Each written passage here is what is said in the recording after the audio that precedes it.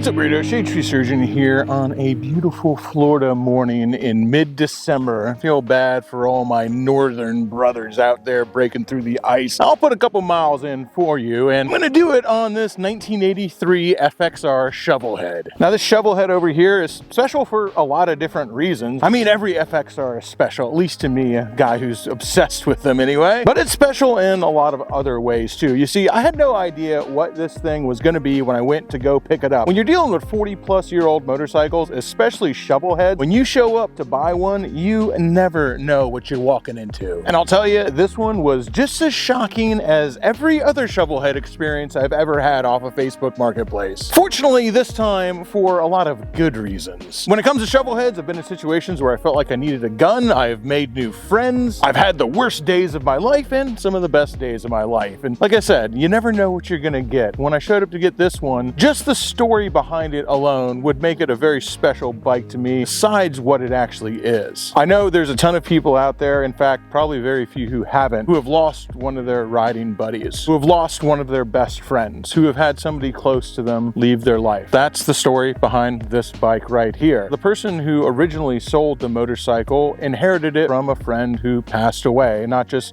any friend, his best friend. And of course, I never got to meet the guy, but judging from the state of this bike, which we'll get into in a second, he was a hell of a dude, man. The bike is flawless. You can tell it's been expertly cared for, incredibly fast, more on that later. Walking around the bike, riding it, and looking at it, you get a measure of the man who owned it. And the guy who inherited it from his friend who passed away, he kept it for a while. His friend wanted him to have it. He wanted him to ride it. You see, his friend was passing away from cancer. He knew it was coming, and he wanted his friend to be able to have his prized possession. And he rode it for a while, but unfortunately, as can happen in situations like this, I actually experienced something very similar with a car that belonged to a friend of mine when I was younger. The pain of riding around the motorcycle and the pain of looking at it began to be too much, and he just couldn't have it in his life anymore because it wasn't making him happier to ride it around. It was making his life worse to have to look at it every day. It's a situation that I understand way better than I would like to. I was in possession a very long time ago of my best friend, now passed away, rest in peace, Justin's 69 Mustang, a car some of you guys who have been watching the channel for a long time will remember seeing in my backyard. The car was so painful to have, it was so painful to look at sometimes, and it was my daily driver for a while, and it just got to the point where it was heartbreaking for me to have the car in my life anymore. I ended up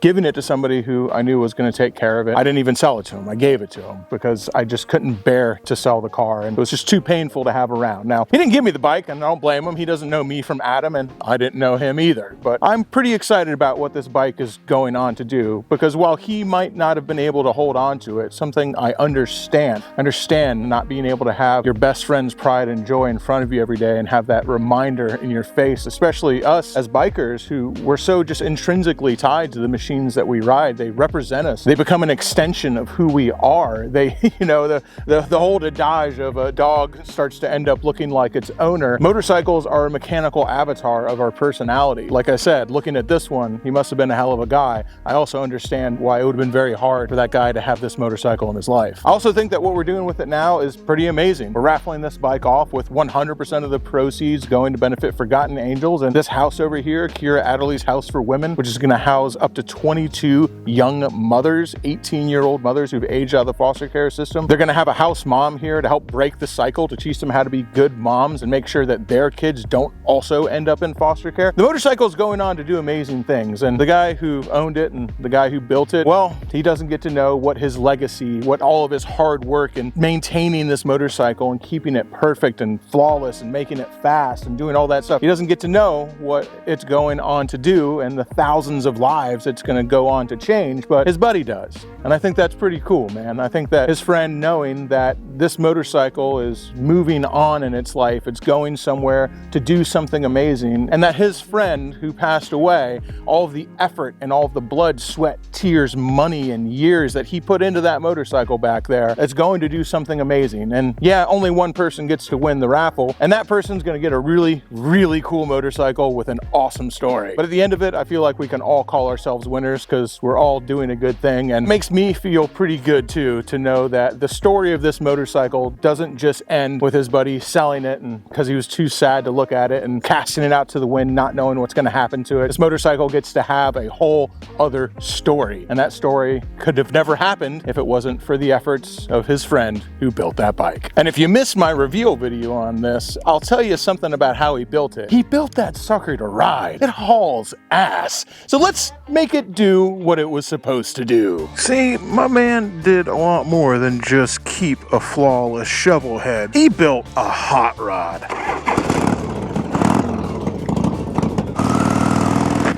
I don't want to cause any leaks. By the way, if you've got an Evo or a shovel head, here's a little advice from somebody who has probably caused his fair share of oil leaks when I first started riding Evos and shovels. Don't want to sit there and wail on them as soon as you get on that bike. You want to let it warm up a little bit before you start twisting that throttle wide open. Now, I know that seems like normal advice, like that's the way it should be for any motorcycle, but you get used to bikes where there's really not that many ill effects from beating on it the second you start it up and pull out of your driveway. And with modern bikes, we're kind of spoiled and nobody really thinks about why. Everyone says, hey, don't beat on that thing the second you start it up. Oh, that advice comes from a different time and place, and that time and place is a time of shovel heads, because you start beating on these things before they're warmed up. That's what really causes a lot of oil leaks. And right now this thing's buttoned up tighter than a fish's asshole, so I'd say that we want to keep it to no oil leaks until it has a new owner, whoever ends up winning the raffle, and then you can cause as many oil leaks as you want. Now, once this thing's up to temperature,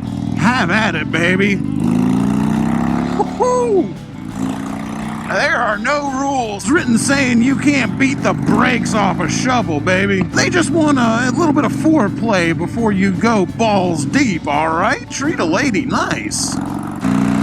I don't know what he has done to this, but it's not just a cam. I don't have a build sheet on it, and I can't interview the owner, and the person I got it from didn't exactly know. Believes it's got a big bore kit, a hot cam, ported and polished heads. This motorcycle rips. I ain't saying you're gonna be whooping up on your buddy's 114 Lowrider S, but I will say that if you roll up on this shovel, all your buddies on twin cams and Evos are going to be left with their mouths hanging open. This thing's no slouch, and those guys always think they're going to leave a shovel in the dust. Yeah, they got another thing coming, not just in straight line, but baby, it's an FXR in the twisties too. Legacy's a funny thing, man. It's a funny thing. Both our own personal legacies of motorcycles and the companies that make them and all the people in there who make these machines that we love so much happen. I go back and forth on whether legacy is important to me or not, and a lot of times I find myself not really caring. I'm doing what I'm doing while I'm alive, but after I'm dead and gone, what the hell does it matter anyway? Now, that's no excuse to act like an asshole while I'm alive, even though I act like an asshole plenty, and that's also not a reason to do good things while I'm alive. Who cares what they say about you when you're dead and gone, baby? Because it doesn't matter. You can't hear them from the hearse. You can't hear them from the ground. You do good things because it's the right thing to do, and you act like an asshole sometimes because it's the fun thing to do. There's a Mike Tyson interview that's been going viral recently where he apparently forgets that he's talking to a small child and gets pretty esoteric and deep about his own personal legacy and what he thinks about the idea of legacy. It's really cool, actually. I identify with it a lot. What type of legacy would you like to leave behind when it's all said and done? No, I don't believe in the word legacy. I just think that's another word for ego. Legacy doesn't mean nothing. It means absolutely nothing to me. I'm just passing through. I'm gonna die, and it's gonna be over. Who cares about legacy after that? So I'm gonna die. I want people to think that I'm this, I'm great. No, we're nothing. We're just dead. We're dust. We're absolutely nothing. Our legacy is nothing. That is something that I have not heard before. You're dead. Think somebody really wants to think about you? I want people to think about me when I'm gone. Who the fuck cares about me when I'm gone? Thank you so much for sharing that. Thank you, Jazz. What he says, I believe myself. Legacy is just another word for ego. And depending on what time of the day you catch me, I care a little more or a little less about it. Do I have such a huge ego that I care what people say about me after I'm gone?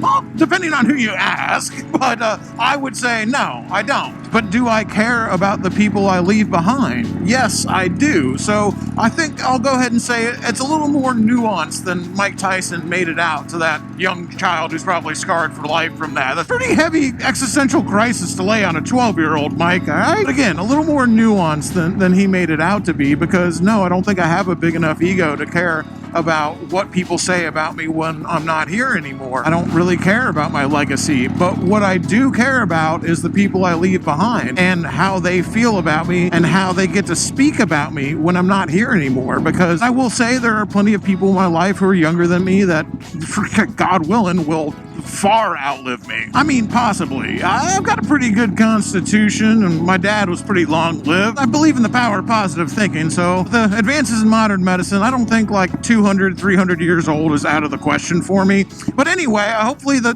people who are younger than me in my life, they live longer than me. And for those people, the people who love me the most, the people who truly care for me and I truly care for them, I care about the stories that they get to tell about me. Do I care what people say? No. Do I care what people say? Yes. But I only care in so much that I want the people who love me to be able to tell good stories that they're proud to tell. I want them to go through their life and feel proud on a personal level that they were in my life and they get to tell stories about me. That's what I would like to leave for them. Is it about me? No, man, I don't really care, but I do care about them. And I do care about them enough to care about the stories they get to tell and how they get to remember me after I go back to the mud.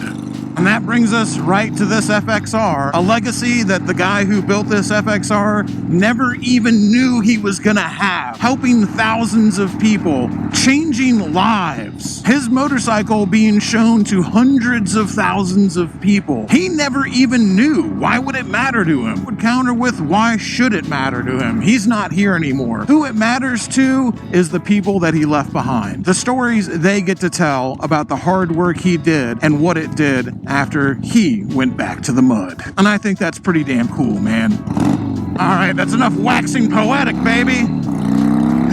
Let's make this thing do what he made it to do. After all, wherever that guy is, I'm sure helping a bunch of people makes him happy. I'm also sure seeing his motorcycle get the throttle twisted wide open and be enjoyed still, that also makes him smile.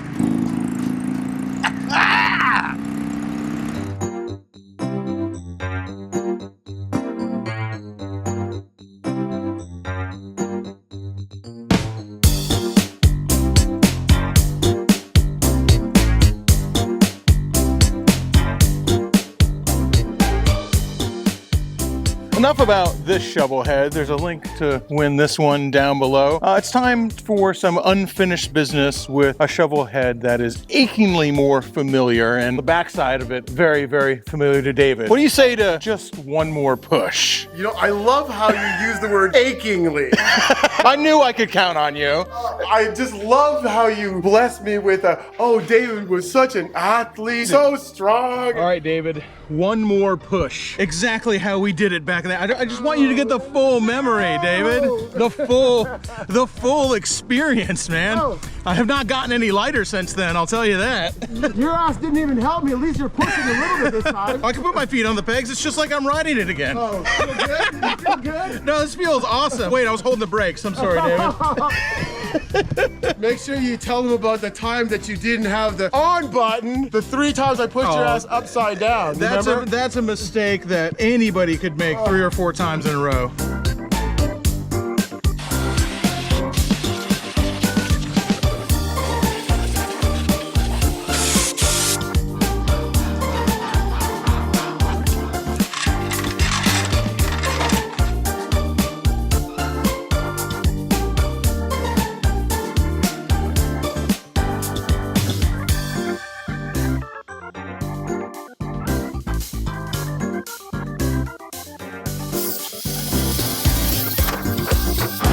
California quiet. We have got our work cut out for us on this one, baby.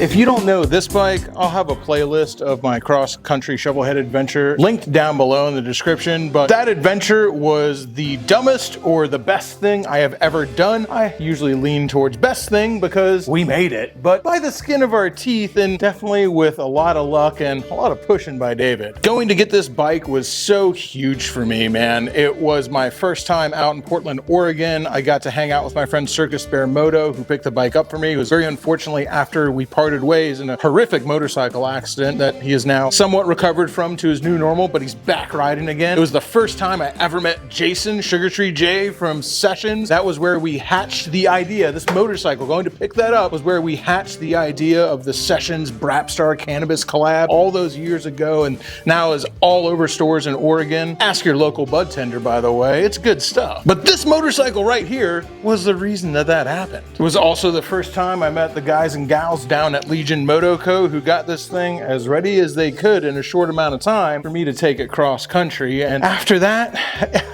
as David said, if we told the whole story, no one would believe it. I was really only able to include not even a quarter of what we actually did getting this bike across the country, because if I put everything in there, people would have just thought we were making it up. Now, I know this bike looks like a freaking boat anchor that somebody pulled out of the Marianas Trench, but it actually ran when parked, I swear. I made it all the way to the back door of the Dirty Shame from Portland, Oregon. Almost 4,000 miles through mountains and deserts and thunderstorms and flash floods and everything in between. I'm not gonna do a total retelling here, but whatever could go wrong did go wrong, but we managed to overcome it. I had to halfway rewire the bike with 1-800 Ask Shelby's help in the middle of a flash flood in Arizona. We lost the starter button, and then we lost the starter solenoid, and then we lost the Kickstarter too, which left David pushing the motorcycle to start it every single time we stopped. The front exhaust fell off multiple times until I could no longer get it on, and I rode probably about 1,500 miles without the front exhaust attached to the motorcycle. Lost the ignition somewhere in the middle of nowhere, Oklahoma, and Okie from Okemah stopped and picked me up, and I spent 3 days on his couch tearing this motorcycle apart,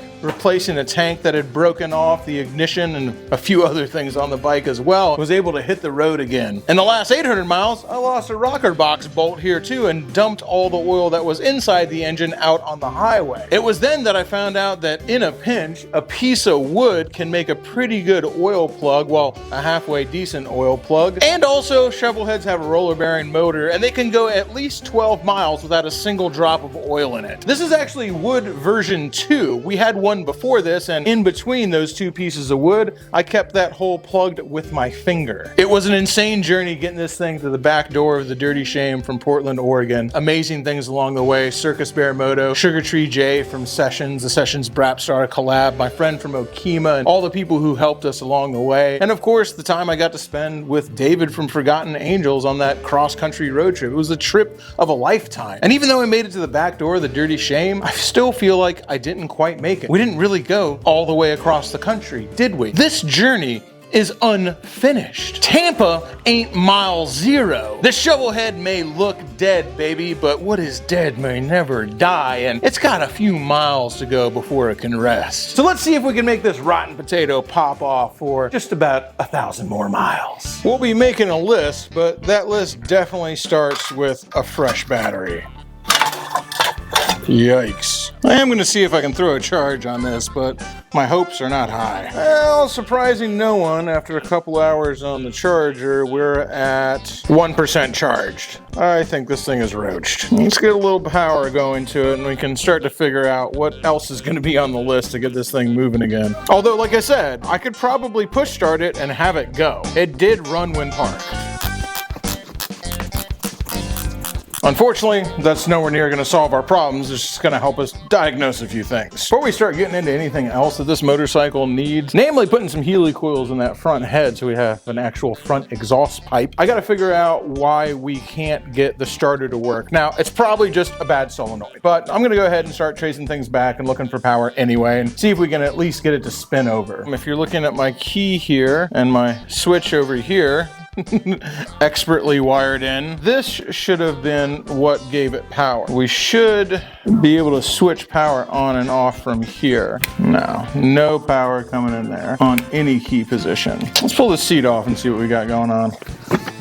Yeah, I wouldn't exactly say I'm proud of this wiring, but it was done on the side of the road in the pitch black dark during a flash flood. It had to do at the time. So we've got this switch going in here. We should have power. This is breaking connection, if it's still operational anyway. I'm not even sure if I wired this switch in to be correct on the on and off. Okay, we got 12 volts coming in. Now do we have 12 volts coming out when we're switched on?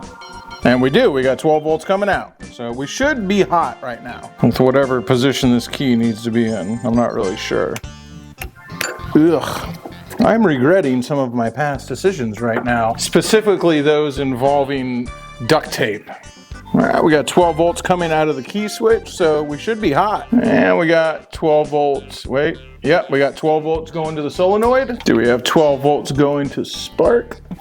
We don't. See what we got going on under here. I'd be pretty annoyed if I roached another ignition just from it sitting around. You know, I was just chasing stuff around on this motorcycle, kind of beating my head against the wall going like, man, it ran when parked, you know? No power here at the coil, and I'm just chasing it and chasing it and going, God damn, man, everything seems to be hooked up. The breakers are good. I tore apart the key switch here. I got power going in. I got power going out. My key switch works. My switch down here works. Golly, dude, what could it be? And then I realized I had the kill switch on, which still works. Yeah, okay, now we have 12 volts at the coil. All right, let's go ahead and pull these spark plugs and see if see if I can get the engine to turn over. When we were push starting it the last 1,000 miles, so I don't think that that's likely, but just need to figure out whether I got a bad solenoid or starter, what's going on. That plug's seen better days, that's for sure. Yikes, dude, these plugs are freaking roached, man. I'm getting 12 volts to the coil, which means theoretically this bike should turn over. Theoretically, it should even start. With a little bit of ether anyway, that carb is probably full of varnish. But I'm kind of out of options here because I just started doing this today to make a parts list and I don't have any of the parts I need to fix it. Now I said almost out of options, I'm not completely out of options. So we know the solenoid is not working. It's not working from the button up there, and even if I jump it, it's also not working. Now these old school solenoids, I'm not sure about new ones, but these old ones on shovel heads are actually a serviceable item. You can just buy a new one, but you don't have to. You can take it apart, clean the contacts off. Hell, you can even buy a solenoid rebuild kit. And if you really want to, you can just buy another one. And what I will probably end up doing is just getting rid of this electric solenoid and the push button start and putting a wizard stick on it, because I think those not only look cool, but are a lot more reliable than the solenoid is. But for the time being, let's pull this thing off, clean the contacts off, and see if we can make a potato. I'm notoriously bad about disconnecting the negative terminal when I work on bikes, but I always do it starters and solenoids, especially on Harleys, because one push in the wrong direction and they're gonna call you old 9-finger Jimmy. I should have done this on the road. It's not even like I didn't have the tools to do it. Push starting it was working, and you're in that situation not exactly thinking straight, I would say. But yes, I definitely should have taken apart this solenoid and tried to clean it while I was on the road instead of making David push start me for 1,000 miles. Now we'll just go ahead and keep this little bit of information away from David if you don't mind. This guy right here is what I was trying not to lose as I pulled this out.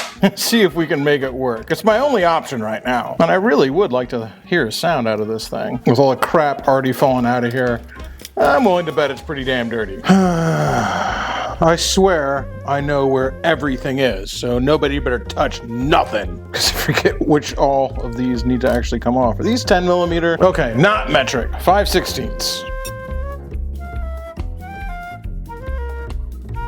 I don't know if this is enough to make it not work, but it definitely needs to be cleaned up. That might be enough to keep it from engaging, I'm not sure. I'm gonna try to clean it up and just kind of see what happens. Maybe. I'm a reckless optimist though, so we'll definitely give it the old college try. It does not take much to clean off these contacts. Throw a little lube on that shaft, clean these guys off, slap it back together, and see what we got. So you see some kind of burnt looking stuff in there. I'm not gonna hold my breath too hard. At least you guys know, any of you guys out there who have old school starters like this, I think it's like pre-1986 or something. I'm not really sure when they stopped doing this starter because the Shovelhead FXR does not have a starter like this. But for all I know, the starter solenoid on that one might be rebuildable too. I just don't know. That would be a question for Joe the Mountain Jedi. Or somebody in the comments will answer it, that's for sure.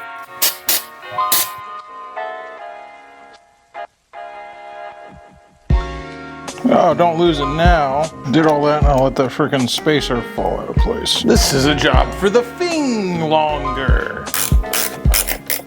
Here's to hoping this doesn't end in flames. It is always a possibility. Nothing's heating up. Wait, this is heating up. This is very hot right now. That maybe not be good. This thing feels it's getting warmer. Not a good sign. Oh, yep, that's getting hot. Let's take that negative battery terminal back off. Post haste. Electronic parts heating up. Not good, baby. Not good. I was getting toasty, baby. About to have roasted potatoes. Well, that's honestly all I can do tonight. Unfortunately, I'm just gonna have to order some parts, man. I might go ahead and give Joe, Brian, and Shelby a call at the Ride Factory tomorrow. They might have one of those solenoids lying around. But if they don't, I'm gonna have to order one and wait for it. And like I said, I really just want to put a wizard stick on it anyway. Just a bummer. I really wanted to make a sound. But as for tonight, this is where our journey ends. Not where the video ends. Not where the video ends, though. We'll see you guys tomorrow morning.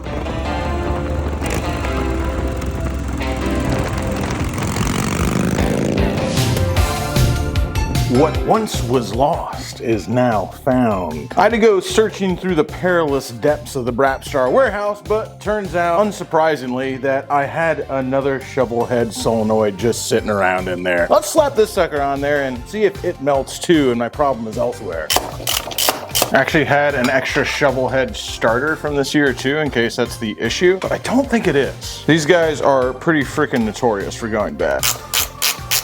I know this solenoid works because I remember the bike I took it off of. Nothing. What the heck's going on here? Well, we got no power going to this thing. Only 8 volts going there, 12 volts going there. Wait, what the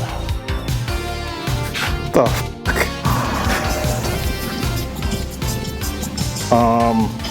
Okay. Somebody's in the mood today.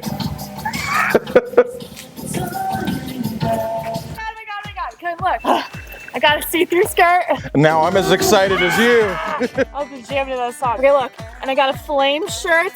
Pete got me, and look, I have all flames on. The girl is on fire. Look at my nails, flames. I just wanted to tell everybody how devoted I am to flames and how I'm not gonna be doing any Christmassy shit. Who am I to argue? Definitely not now. Okay, get all that shit for me, please. Oh.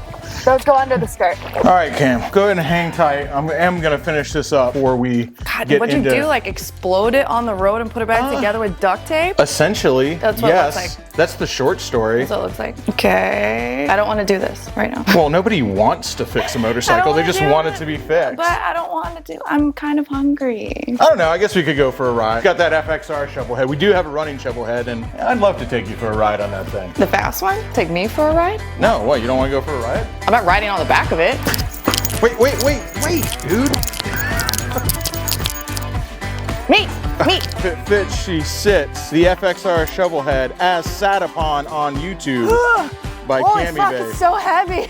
All right, let's ride, kiddo. Okay. Can't say no to that. I've been kicked off the FXR, but when it comes to getting kicked, if somebody's gonna do it, well, when it comes to getting kicked off the Shovelhead, yeah, I'll get kicked off by Cami, and I guess whoever wins it. And there's much worse bikes to get kicked off to than Old Dirty Bastard. Last time we saw Old Dirty Bastard was during the hurricane, when I picked up about a 3-inch long screw in the back tire. As I said, I'm turning over a new leaf. All bikes are gonna run, so we got it back on the road now. Action.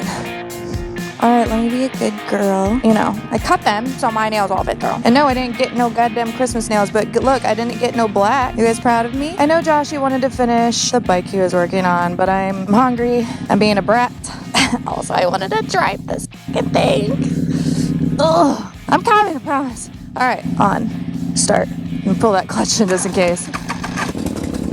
Oh God, oh God, oh God, okay. Ah, oh my God. Bye, David. Oh my God. All right. What the? That's unsafe for me. That's too fast. Oh, I'm just kidding. I'm just kidding. Ooh. Jeez. All right. I want this. This is mine now. Y'all, I was kidding. I promise I'm gonna stop freaking out in a second. This is great. I swear I was watching the video, Josh's video the other night with this thing, and I'm like, listen, hold up. Let me hold that really quick. I'm gonna write it. Now I know why he was making all those noises when he was writing it. Like, this is ridiculously fun. Very, very fast. Cammy's never ridden a fast shovelhead before, so this will be a brand new experience for her. I'll tell you, it took me off guard too, because it's the fastest shovelhead I've ever ridden. Now, normally I'd say old dirty bastard here with a 1250 S&S hooligan kit and an Electron carb would probably give that old shovelhead a run for its money, but with all 300 pounds of twisted steel and sex appeal of me on this and Cammy B on the shovel, she'd probably stomp me flat. You look freaking badass on it.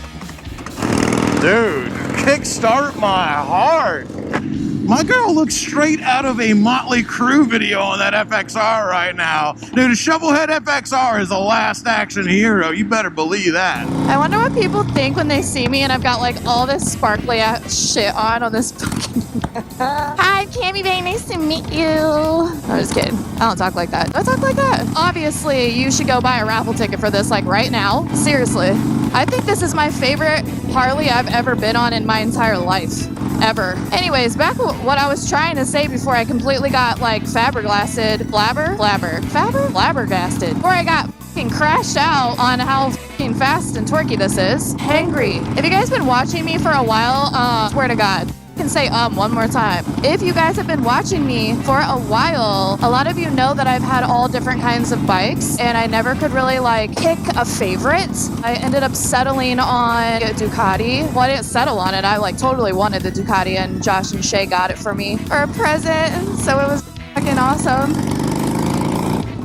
I also have my CBR. This is my favorite one I've ever ridden on. It reminds me of, don't kill me, this reminds me of like my V-Star, like the way that it sounds, the way that I can kind of push my ass and control it. And that thing would set off car alarms when I would start it, which I thought was absolutely hilarious. I don't think anybody else did, but I thought it was funny. It was pretty slow, like 17 layers of black spray paint on it. Every time it was dirty, I would just re-spray paint it. God, it's so clean. I'm like, yeah, no, this whole can of spray paint that I just used on, no big deal. And whoever wins this bike, I will literally drive this thing to where you're standing, hand deliver it, give you a big old Cammy Bay hug, and we're gonna go fishing. By then, who knows? I might even have my John boat that's gonna win with the Yamaha Yeehaw, and I'll take you fishing in that. Heartbreaker, man. Heartbreaker. Wish you could see with my eyes what I'm seeing right now. I was looking forward to riding the shovel. Now I feel like all I'm looking forward to is seeing Cammy ride the shovel. Well, you know, with all the raffle bikes around here, at least the one she can reach the ground on, she ain't exactly towering tall unless you're on X. It is Brapstar tradition that every single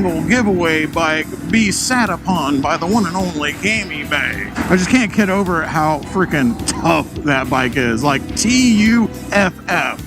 Tough. Big stepdad energy. But it's before Gary was a stepdad. Back when he was still teasing his hair up with a bunch of Aquanet in 1983. Rolling up and down Sunset Strip, getting drunk as hell in the Rainbow Bar. That's the Gary I'm talking about, because that's the bike he was on. I just love it when Cammy dresses up like my little gay rock and roll son back there. That girl herself has got some big stepdad energy. I love to tinker. I like messing with my bikes. I like bringing them back from the dead, although my bike should not be dead. So I don't know how much pleasure I can take bringing them back from the dead when I'm the one who killed them. That's kind of a vicious cycle there, isn't it? That seems like a bad place to be a motorcycle. In possession of somebody who loves to bring bikes back from the dead, when you're alive, you better be nervous. Hey, they all gotta die once, because what is dead may never die. Once they have perished in glory and gone on to Valhalla under my command, they can come back stronger and live again a tortured existence on this mortal plane.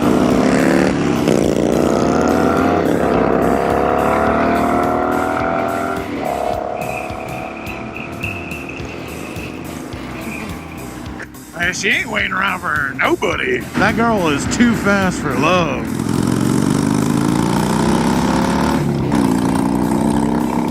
I I can't believe Josh thought I was gonna ride on the back of this with him. Not that I won't ride around with my baby Shade Tree, because I've been known to hang on tight. However, I'm not one to ride on the back of anyone's bike unless I really love you. So keep that in mind. Y'all better hurry up and get these tickets, because I'm about to take this thing. The slight shake of the shovel head, every woman's dream, and men. So let's turn there, Joshua.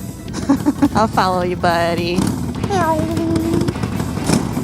I win. You is kind, you is beautiful, you is perfect. Concrete dildos across the world, wide.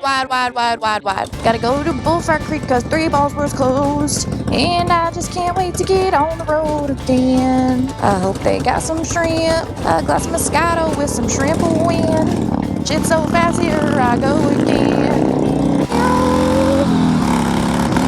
Do you see that? It got mad at me. It was like, yo, chill out. Chill out, crazy lady. Oh, I love Joshua. You guys always tell me that he's like my soulmate, and honestly, no shit. I already fucking know that. Always. Forever. And ever. Ever. And ever.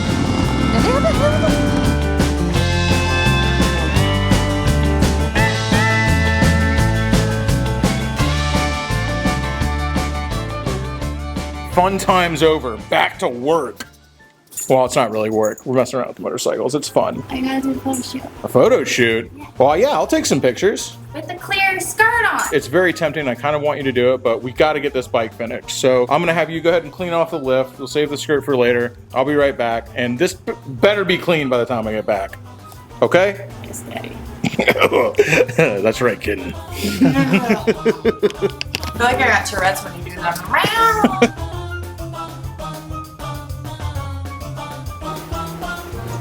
I'm not cleaning that. If I clean this, he's gonna have to put it all back anyways. He's gonna need it again. Remember? All the things, he knows where they all are.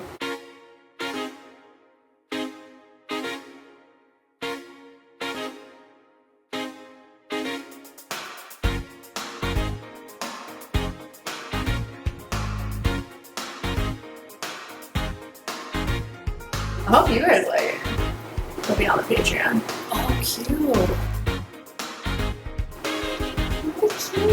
How cute is that? Gothic butterfly.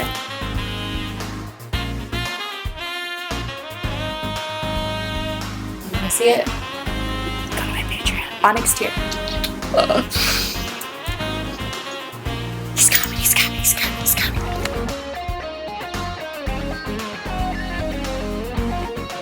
What in the hell?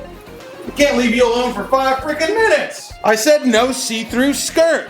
And you didn't clean the lift? Also, I'm holding. I don't know what else to do with my hands. I got a few things I could think of. Holy mackerel, dude. Yeah, I don't know if this one's making YouTube. Damn, dude. That's so cute, dude. Well, I'll tell you what, boys. Listen, we have to fix the Yamaha Yeehaw. Finish it off. Get out of here. Bye. All right, yeah, that's not making the cut on YouTube. All right, team, that's gonna about do it for this one. Got that link down below if you wanna win tickets for a shovel head that's in way better condition than this one. We'll be pulling a winner for that FXR shovel head soon, but my own personal shovel head ain't going nowhere. It's actually not going anywhere, but we're gonna fix that. This is the year of no more broken bikes. Every bike I own is gonna be a running motorcycle, and I'm not gonna rest till this thing makes it all the way to mile 0, and David from Forgotten Angels is coming with me, whether he likes it or not. He actually doesn't know yet, so don't spill the beans just yet. I'm gonna go ahead and surprise him and say, you might have to push this bike a few more miles before it's all said and done. That link to the raffle is down below. Make sure you check out Cammy Bay on Patreon for the full version of this video. And until next time, y'all, keep it weird. Crashing through the sky comes a fearful cry. Shade tree, army. Shade tree, army. Armies of the night, evil taking flight. Shade tree, army. Shade tree, army. Nowhere to run, nowhere to hide. Panic spreading far and wide.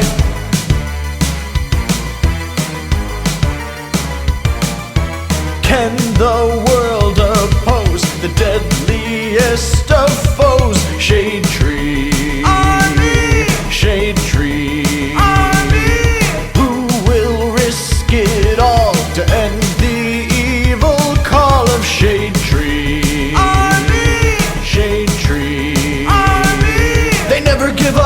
they never say die, walking tall with banners high. Shade Tree Army, a ruthless gang of scum, villains, freaks, and bikers determined to rule the world.